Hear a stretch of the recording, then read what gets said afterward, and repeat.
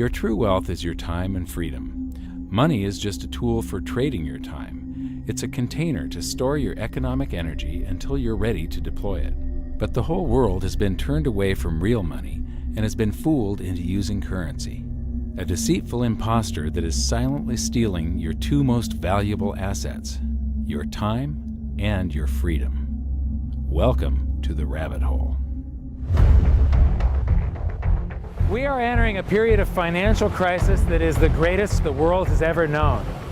The wealth transfer that will take place during this decade is the greatest wealth transfer in history.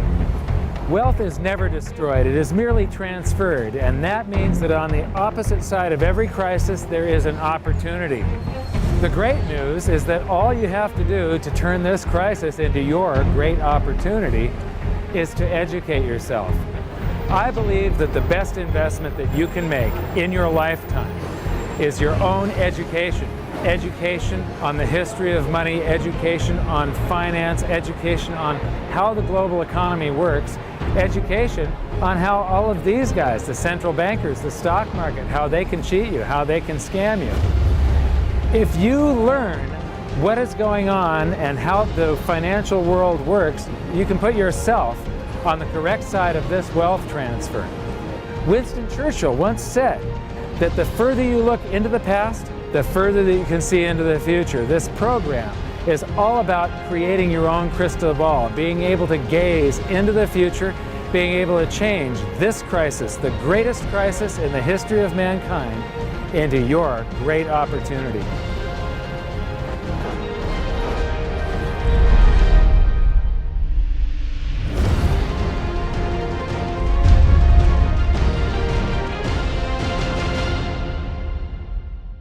The hidden secrets of money, some of them are hidden in plain sight. They're like right in front of you. The way the monetary system works is something that isn't actually hidden away from all of us. It's out in the open, but it's complex and people just they can't see how it works. It's hard for them to imagine that we're living in such a hoax. Others are meant to be secret, but the truth is slowly coming out, like the Federal Reserve being a private corporation and not really part of the U.S. government. But when I started studying this, what I found was that there was no place that I could point people to where they could get it all in one spot. And so I basically decided to write my book about it and consolidate monetary history, economics, the markets, fundamentals of gold and silver. There's a lot of smoke and mirrors in economics, and I've sort of made it my job to lift the fog for people.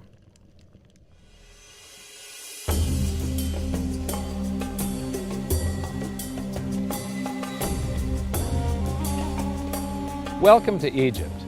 This is where it all began. Roughly 5,000 years ago, the Egyptians started using gold and silver as their predominant form of currency. But it was not yet money. The pieces of gold and silver that they were using were odd sizes and weights, odd purities, so it still was not interchangeable, where each unit is the same as the next. This meant that nothing really had a price yet. You couldn't put a price of so many coins on something because they didn't have coins yet. Trade was still difficult. It was still a guessing game when it came to the exchange of values. One of the reasons that we are in the financial mess that we are today globally is that people do not understand the difference between currency and money. Currency is a medium of exchange, a unit of account. It is portable, durable, divisible, and something called fungible. Fungible means that each unit is the same as the next unit. A dollar in my pocket buys the same amount as a dollar in your pocket. Money is all of those things plus a store of value over a long period of time.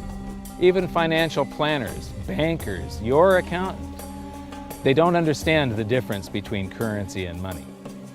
The currency in your pocket is a medium of exchange.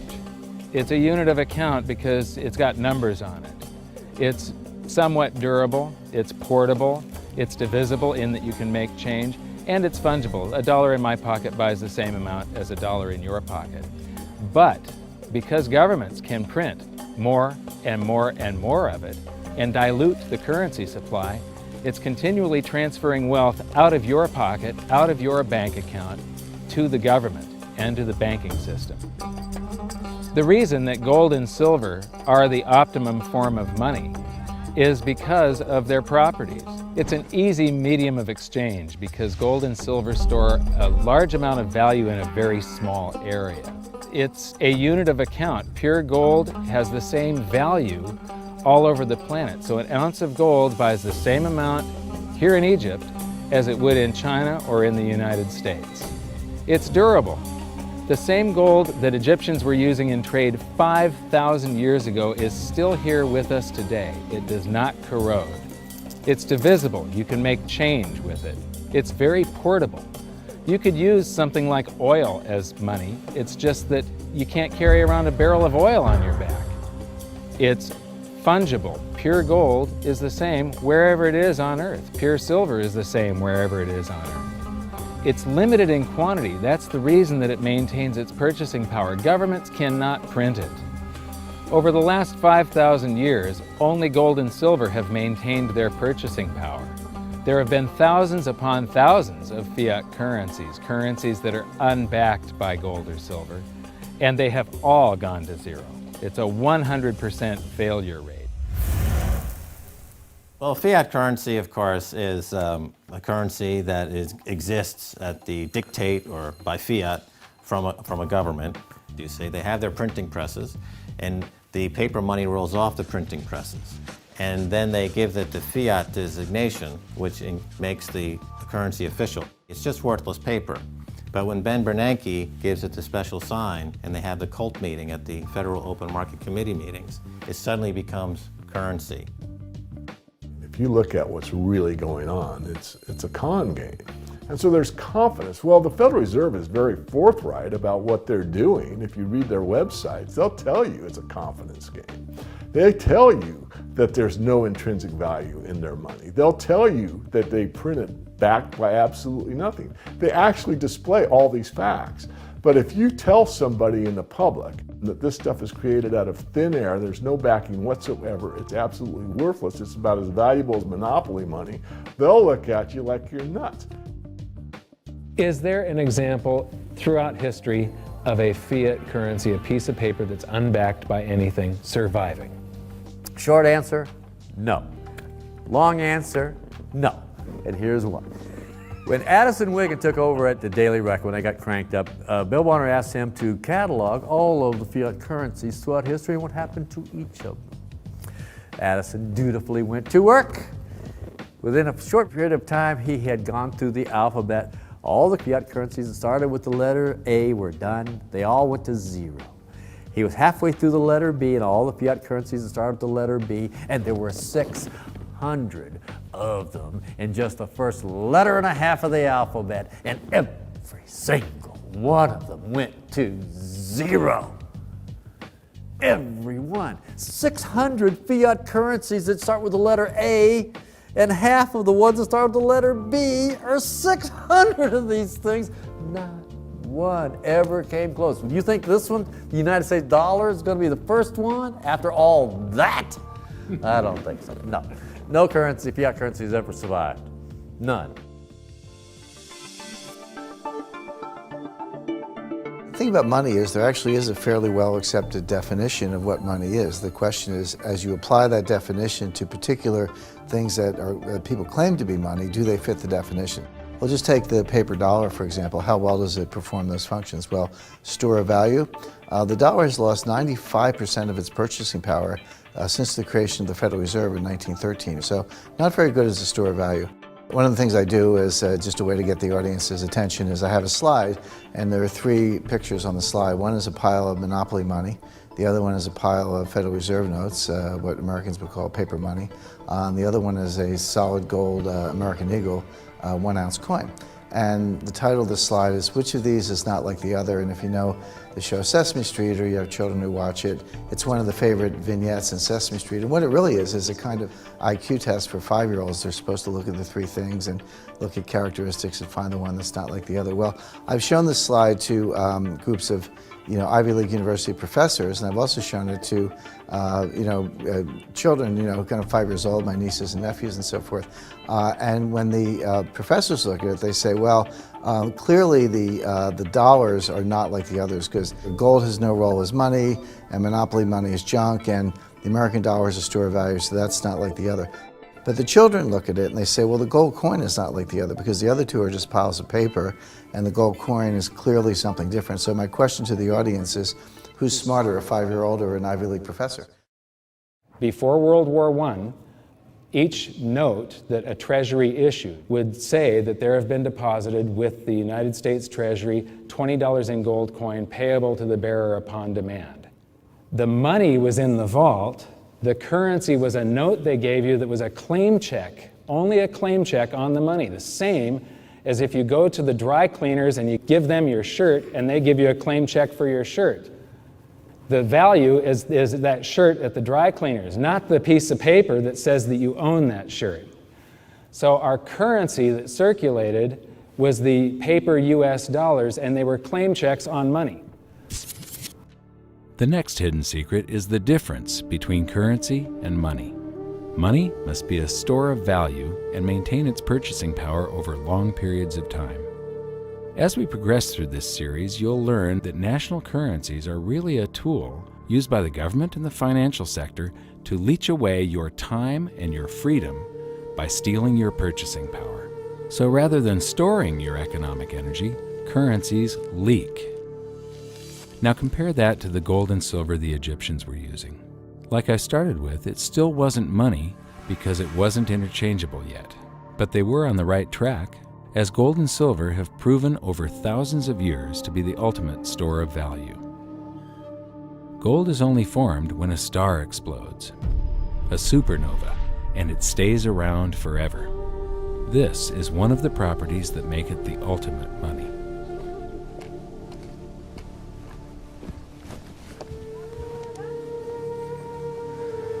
People are amazed that after 5,000 years, the pyramids are still here.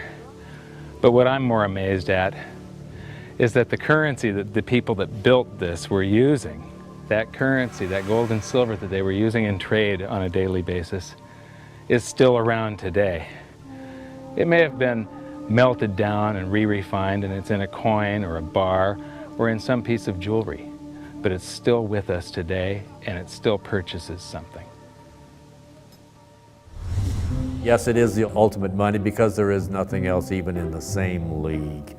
It's divisible, it's permanent, it's a store of value, it's a unit of account. It's got everything you want out of money, but it doesn't go away, and it can't be increased. That is what makes gold the most beautiful money of all. What more could you ask out of a money? It keeps governments under control. You can maintain a solvent system. Governments don't like gold at present because they're getting away with the fiat currencies, and they'll do everything they can to discredit it as an asset class. I mean, my goodness, gold has outperformed the Dow Jones Industrial Average in each of the last 7 years, yet it's not considered a legitimate asset class. Why? Again, it's the fear that maybe gold will be imposed on the system, that it will constrain government ability to spend beyond its means. They can't print it. They can't print it, no. The proper definition of inflation, I use Milton Friedman's definition. Inflation is an expansion of the currency supply. Deflation is a contraction of the currency supply. If you expand the currency supply, eventually prices will rise. And if you contract the currency supply, eventually prices will fall. This is a pool, but it's not a pool of water. This is the currency pool. And these are prices. And if you expand the currency supply, prices like a sponge in water have to rise to suck up the excess currency. Governments never stop printing more currency and adding currency to circulation. Therefore, prices keep on going up, not because the stuff that you're trying to buy is changing. The real estate doesn't change. What has changed is the currency purchases less and less. It's the currency going down, not prices going up. The truth is, what we have that makes our world work right now is a big story. None of it's real. It's all just promises. And if you think about it, that's how currency began to work in the beginning. You know, before we had currency, we had barter. I'll give you 3 coconuts and you give me 4 fish, because that's kind of a fair exchange on coconuts to fish. But that got complicated, so we had to invent this thing called money to be a divisible, portable medium of exchange. And the challenge is that we lost that a long time ago when we lost having things of value be our currency. And now we have this thing called numbers and accounts. But trust me, it is not real. It's a big made-up story. One of the biggest make-believe stories ever is called quantitative easing, which sounds complex, but it's really just a smoke and mirrors term for currency creation. QE started with the banking bailouts back in 2009. This currency was created out of thin air and then given to the banks, who paid themselves record bonuses in reward for crashing the world economy. This is a global phenomenon, but all you have to remember for now is that whether it's QE bailouts or stimulus programs, these are all just voodoo, hocus-pocus terms for increased currency creation. I believe gold and silver will reassert themselves as money. And when they do, there just isn't enough. And their purchasing power is going to go up many, many, many times. Egypt is an amazing place. There's a franticness about it, and utter chaos, especially like the traffic. But when it comes to like all of the merchants that are trying to get every last dime out of you, you get fleeced to the point where you come back with an empty wallet. But you know what? They're amateurs compared to Wall Street. In the past several years, I've spoken in many countries about the crisis that's coming, and a lot of people think that they're going to be okay in their country, that it's only going to happen to the United States or maybe the United States in Europe. But what they don't realize is that this is a global phenomenon. I got to show you something here. This is base currency in the United States. This is the number of paper dollars that exist, basically. It took 200 years to go from no dollars in existence to 825 billion. And then we had the bailouts, and then we had QE1, quantitative easing 1, then QE2, and then we had QE3, and then QE4, and then soon we're going to have QE57 and QE382. And it isn't just here. This is what the Canadian currency supply looks like. This is Australia, South Africa, Russia. Now, this starts out in just the year 2001, and this is like 18 times more currency in existence in a little over a decade. Here's Singapore, same story. Look at that, since the crisis, just bam. India, China, every government on the planet is doing this insane deficit spending and expanding their currency supplies, doing bailouts. And history shows that there is no example of this turning out well. It is sometimes amazing that we haven't experienced more inflation than we have. If they keep expanding the money supply so vastly, why aren't our prices growing faster than they really are? And the answer is that a good chunk of the money that the Fed created has been shipped overseas. I remember early in my research, I heard this expression that the Americans have exported their inflation. I thought, what is that? How can you export your inflation? Put it in a box and send it out? What do you do? Well, now I understand. You export your inflation by simply sending all these dollars that you created to these other countries, and then they send you their refrigerators and their cars and whatever, their TV sets. So you get hardware, and they get little pieces of paper. It's a great deal for the American people for a while. For a while. Sooner or later, all of those pigeons come home to roost. When the time comes, as it looks like it's now coming, when the rest of the world is saying, we don't want to play this game anymore, Uncle Sam's dollars are just becoming worthless, there are too many of them, we've got to find something else other than American dollars, then those dollars start to come back to America. People say, we don't want them anymore, what do we do with them? Once this revs up and we've got this little trickle of money coming back that we previously exported, once it becomes a flood and it starts to rush back, now we are getting our former exported inflation brought back to us, and then we'll see the quantity of money inside the United States grow much more rapidly even than the Federal Reserve can create it, because we're getting a previous money back. And that's when we will really see the tanking of the US dollar in terms of what it will buy. During the second round of quantitative easing, global food prices went up 60%. And this created a humanitarian disaster for the 2 billion people on Earth who live on less than $2 a day. These people were hungry to start with, they became hungrier, and some of them started overthrowing their governments in North Africa and around the Middle East.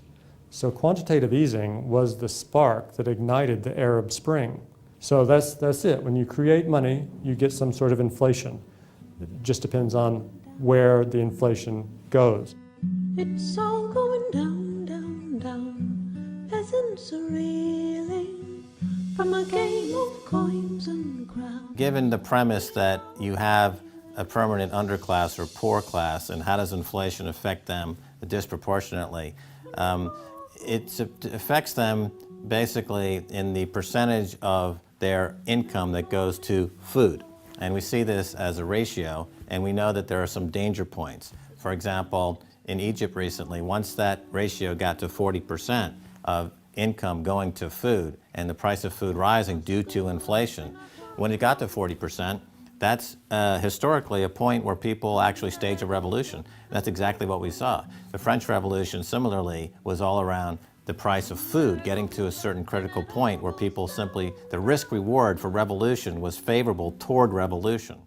When they print it up, then it all goes down. Well, exactly right, because when you have a runaway inflation, it's punishing the very people who are most productive in society. In other words, the people that produce more than they consume and save the difference. The problem is that those productive people, the savers, save in their national currency. And unfortunately, the national currency is just a fiat piece of paper at this point. So when it's destroyed through runaway inflation, that $100,000 that you were hoping to retire on doesn't exist. And the things that you were going to buy with it and provide for others don't exist either. Now what are you going to do? So that all seems pretty scary. However, this is going to happen, and you can only play the hand that you're dealt. But the great news is that gold and silver always end up doing an accounting of the expansion of the currency supplies. Basically, the will of the public and the free markets. When governments do this kind of stuff to their currency supply, they debase it. Eventually it comes back in inflation. People sense the loss of their purchasing power. They rush back to gold and silver, and they bid the value of the gold and silver up in the country until it meets or exceeds the value of all the currency in circulation. This is a process that's been going on over and over again throughout history, except this time it's happening on a global scale. It has never before happened in all countries at once. And that means that this is the greatest wealth transfer in history. Therefore, it's the greatest opportunity in history, and it's not going to happen again in your lifetime.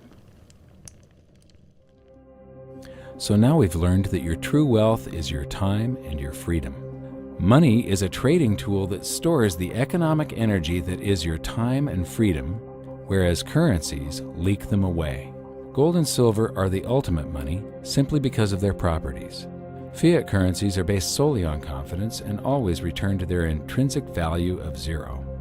Governments don't like gold because it imposes restraint.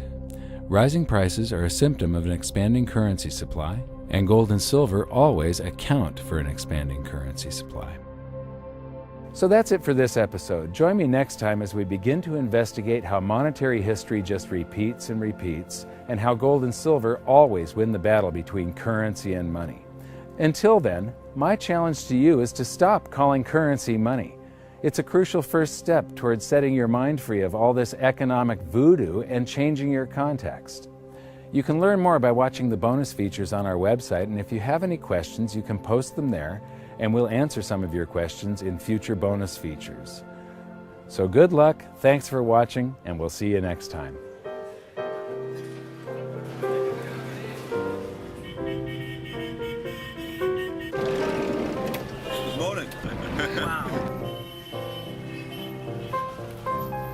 does fiat mean? It comes from the Latin for crappy car.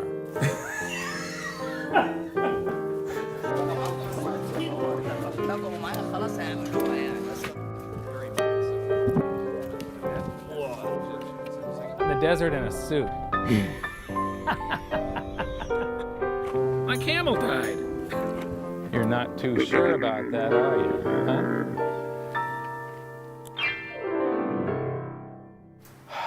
I am ready for a good long nap.